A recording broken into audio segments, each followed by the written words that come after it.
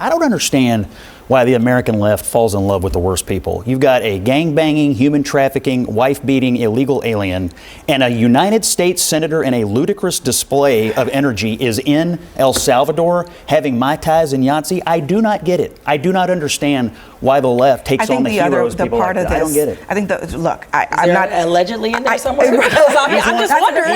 He is a Democrat United States senator. I don't think this is an issue of we know everything we need to know about this individual, right? But I do think that the idea that the administration continues to call him a terrorist and a gangbanger. Tim Black's BS detector. Tim Black's BS detector. Tim Black's BS detector.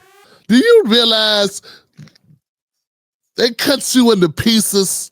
And I didn't realize the law was only for perfect people. I didn't realize that's how we did things here. I'm not talking about people who commit actual crimes that we can prove, but if we're always putting this up against some purity test to say that, like, hey, because we think you might have done this, and again, I realize you're levying serious charges, but like the law is not supposed to be about a purity test. It's supposed to be about what can you actually prove that someone has done. Tim Black's BS detector. Tim Black's BS detector. Tim Black's BS detector. You see Jamel Hill fighting for it? We gotta bring him back. What is up with black women fighting for gang members?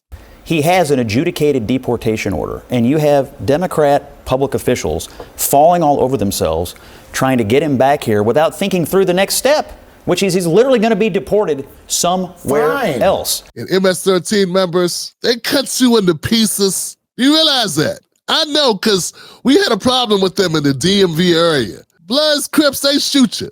Not the MS-13. They cut you up into pieces. So you're saying that what he has done, which is, okay, come to the country illegally. Okay, so he deserves to be in an El Salvadorian prison. He deserves to be deported. Okay, that's fine. That's fine. Yeah. No one is debating that. To a prison. They ain't fighting for Tyrone and Lil Wayne, Lil Dwayne, and Keisha. We got some black gang members you can fight for. Kudos to Senator Van Hollen. And honestly, that's what it looks like to be an elected representative. He represents Maryland. This is someone who is a Maryland resident, and he decided that he was going to go down there and check on him. And honestly, we got some black gang members we can use your help with. Yeah, I don't know. I didn't know. This was Fight for Gang Members Week on CNN. Yeah, there's a few black gangster disciples that could use your help. You know what I'm saying? Fight for everybody except black people. Fight for Salvadorian gang members. And I don't understand why we can't get Abrego up out of there. I can't believe this shit. Democrats do not want to win. I think this is all a hoax. It's got to be a hoax, man. Come on, man. Come on, man.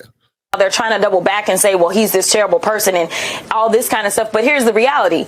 As far as I'm concerned, he's a lot less criminal than the person that's sitting in the White House. And then they wonder why they lose elections. We got black people that want things done in their community. They can't get them done. And the first thing when you say, hey, man, we got to get things done for black people, they be like, well, come on, dog. How are we going to do that? We're only 13% of the population. How many El Salvadorian MS-13 Trinidad Aragua like gangbangers are voting in the next year's election? And they jumping out the gym for this set of people. Well, Tim, come on, Tim. He can't be President Obama was the president of America. He wasn't a president of Black America.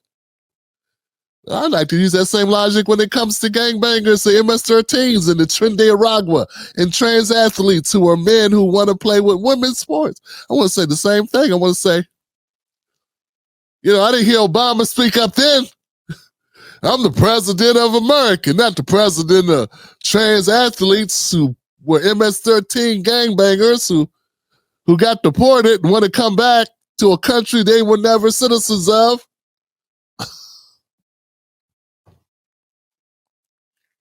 Yeah, man, it's crazy, man. Senator Van Hollen has obviously got a chance to meet with him, but he had to travel to El Salvador to get any information. Does that concern you at all? I mean, these are people sent by the United, in his case, sent by... sent by the United States, and not even a U.S. senator could get any information about his whereabouts or the condition of his incarceration without actually going down and making the trip to El Salvador himself? Well, he obviously knew his whereabouts because he went there to see him. But you know what bothers me more than that is a U.S. senator traveled to El Salvador on taxpayer dime to meet with an MS-13 gang member, public safety threat terrorist. I mean, in the meantime, the day before he traveled, an illegal alien was arrested for murder, released to the streets rather than honoring an ICE detainer in his very own state. What concerns me is Van Halen never went to the border the last 4 years on Joe Biden when he had a 600% increase in sex trafficking in women and children. You have a record number of no-inspected terrorists crossing that border. You had 250,000 Americans die from fentanyl overdose because of the open border. You got over 4,000 illegal aliens died making that journey, which is a historic record.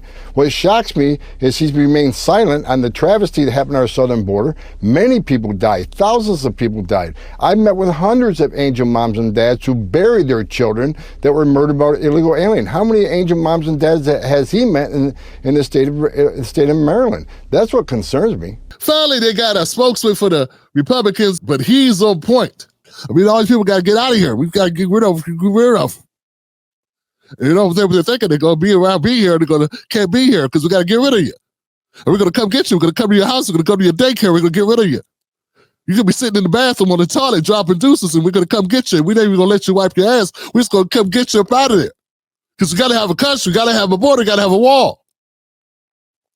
And what's funny, man, which was very disgusting for the Democrats, and it should have hurt their feelings, but they're not really human, is when the Latinos left and went and voted for Trump. That should have been your telltale. We got progressives that are mad at me that say, Tim Black, they be in my comment section, write me hate mail and shit. You've changed. You've become a Trumper. You know, there are Democrats, Latino Democrats left the Democratic Party because they disagree with the immigration. And we got purple-haired 34-year-old progressives who can't wrap their dumb heads around that you got to have a border wall. You know what I'm saying? Latinos from these other countries who have been here and fought to become citizens, United States, whatever, they are citizens, who left the Democrats over the open border because it hurts their communities and black communities the most. It's not hurting these progressive, these 33-year-old progressives who live in trailers or live with their parents in their 30s, but go with these signs and go sit and block traffic. Yeah, these people that be in my comments and be, sending me hate mail about how I've changed, they don't realize how they're way behind the curve. Like, less Latinos voted for Trump than black Americans because they didn't see this as a helpful. They didn't see the Democratic Party policies on immigration to be helping their communities. They see it as hurting their communities. But they're not in their comment sections giving them grief. Maybe they are. They probably are because that's how they are. They think they know more than everyone else. Yeah, they think they know more than everyone else. That's why you got to get away from them, man. Like these people like Sam Cedarhead and Kyle Kalinske, all these progressive people, they refuse.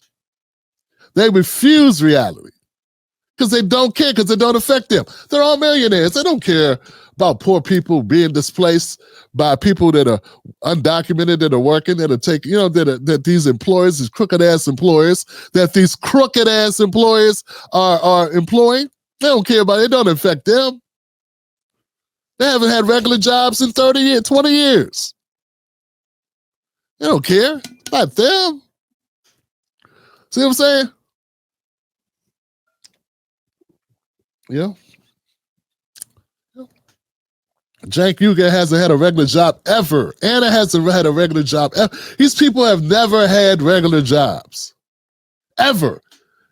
When was Emma Vigeland a regular? Like, when would these people? Nah, you listen to the people that have no backstory that's relatable, not just to black America, to any American. that's like in the working class at all. And they're so-called advocates for working class people. This is why they suck. Because they don't even know what they're talking about. And they have no call of reference for any of it that they're talking about. None.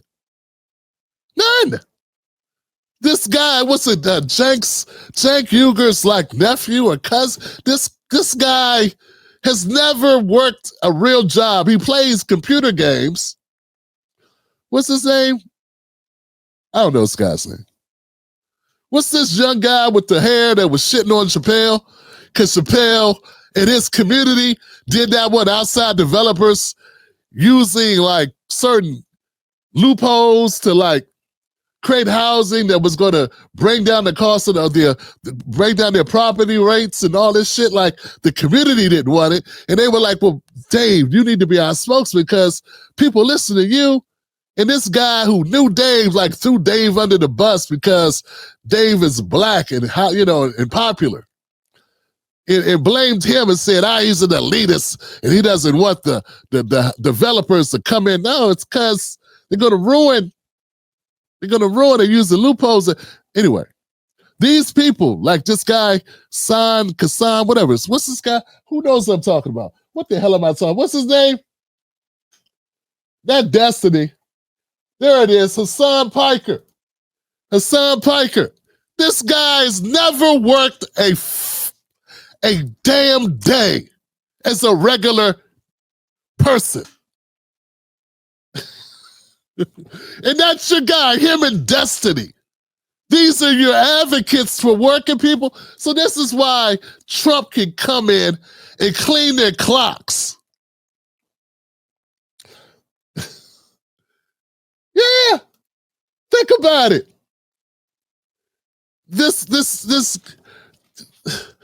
They make a guy, the leader of their DNC, is a kid who's now a grown man, who's never worked a real hog, who's never worked a real job ever,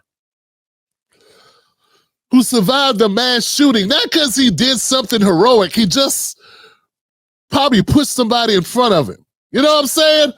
And now, because he comes from such a family that had money, he didn't have to go get a regular job. He just became a spokesperson for the Democrats. And now he's the DNC chair. He's not a working class person. He probably doesn't even know any working class people. He's qualified. Why? Because he didn't get shot. I mean, this is what the Democrats also now that they're look, man, it is what it is. It is what it is. Man, I be saying things, man. I'm just trying to tell you, man. I be telling you, look, it is what it is, man. I'm sorry, you don't care about that. The blacks don't care about that. Did we care about that? Did we care about that? I don't know. Did we care about it? I don't know. It's like we've all lost our minds, man. That's what it is. We've all lost our minds. We're on the deep end. Democrats went crazy. I always knew Republicans were crazy, but it took time to realize just how batshit crazy Democrats were. Perfect. You made it to the end of the video. I appreciate you. Now, Google thinks this next video is going to be perfect for you. It's right up your alley. So click the next video, watch that with me, and let's keep this politics going. You're built for this.